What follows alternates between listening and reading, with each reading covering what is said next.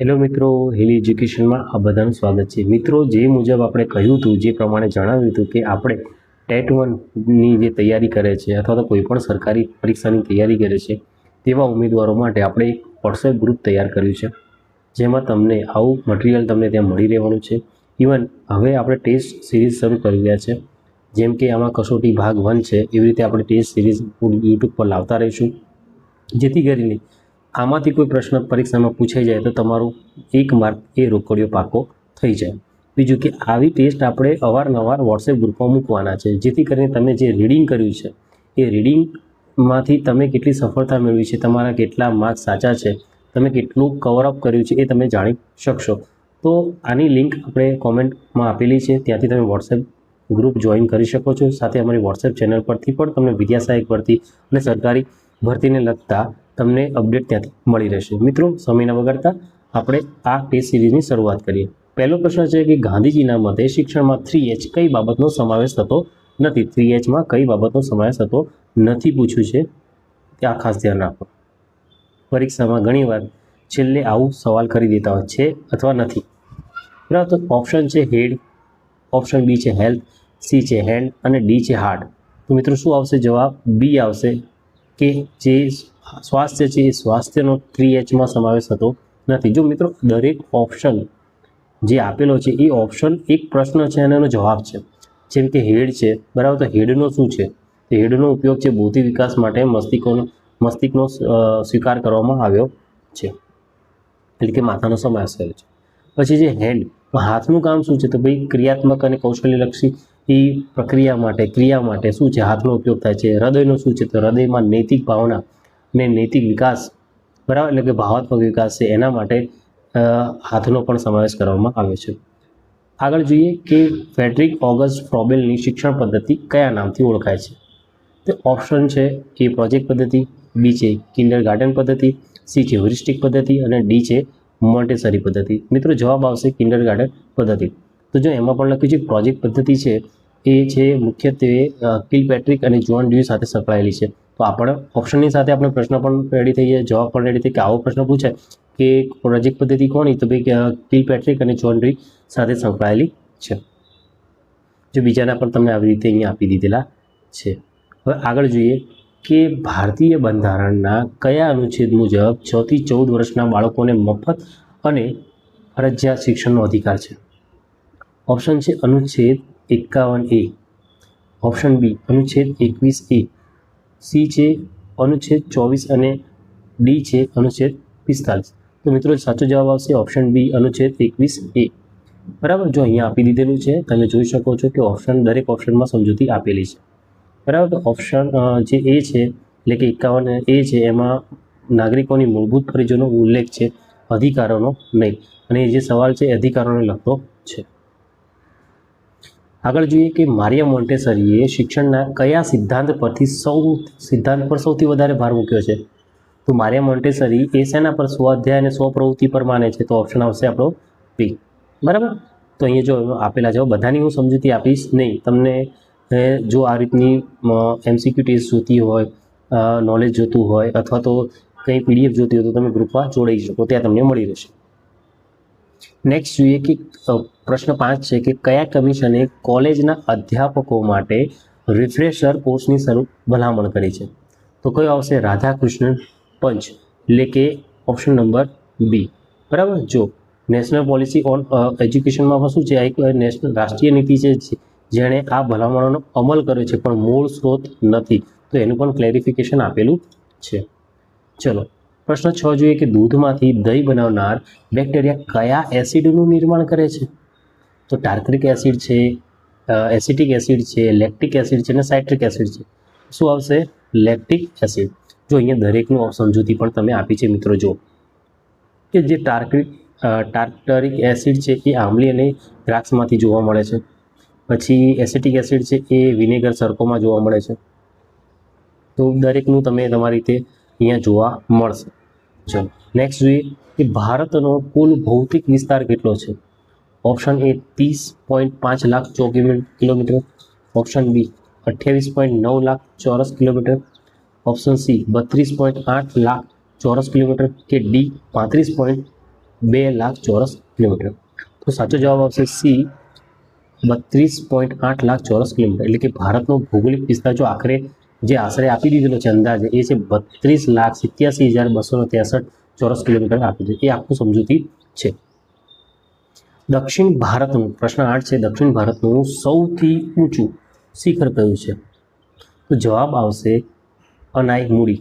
એ છે ગુરુ શિખર છે, બી કળસુબાઈ છે, સી ડોડા બેટ્ટા છે અને ડી છે અનાઈમુડી. તો જવાબ આવશે અનાઈમુડી. જો દરેકનું આપણું જે ગુરુ શિખર એ શું છે? અરવલ્લી પર્વતમાળા એટલે કે રાજસ્થાનમાં આવેલું છે, દક્ષિણ ભારતમાં નહીં. જો સમજૂતી દરેકની આપેલી છે મિત્રો, એટલે ચોક્કસથી જોડાજો, તમને ખરેખર મજા આવશે. પ્રશ્ન નંબર 9 જોઈએ કે ગુજરાતમાં સૌથી વધુ બટાકાનું ઉત્પાદન કયા જિલ્લામાં થાય? એ મહેસાણા, બી સાબરકાંઠા, સી ખેડા કે ડી બનાસકાંઠા. તો સાચો જવાબ આવશે બનાસકાંઠા. જો દરેક આપેલું છે. અહીંયા મહેસાણા પશુપાલન અને જીવ વરિયાળી માટે જાણીતું છે. બનાસકાંઠા ખાસ કરીને જે બનાસકાંઠાનો જિલ્લો છે એ જે ડીસા વિસ્તાર છે બટાકા માટે જણાય છે. જો સાબરકાંઠા પણ બટાકા થાય છે પરંતુ તે અગ્રેસર નથી એવું પણ લખ્યું છે. પ્રશ્ન નંબર 10 જોઈએ કે રાષ્ટ્રપતિ પર મહાભિયોગની પ્રક્રિયા કયા કારણસર થઈ શકે? તો જવાબ છે ઓપ્શન સી બંધારણના ભંગ બદલ.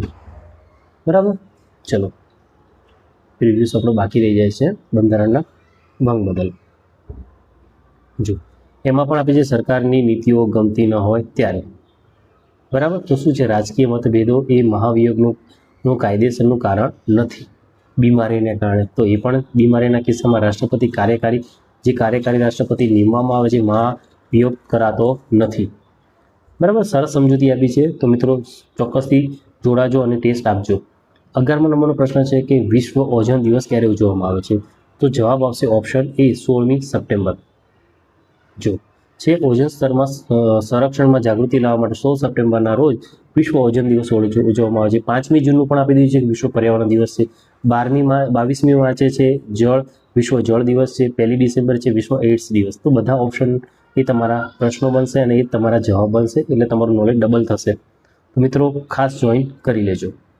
ચલો નેક્સ્ટ જોઈએ 12 નંબરનો કે વિટામિન ઈની ઉણપથી શરીરમાં કઈ સમસ્યા સર્જાઈ શકે છે?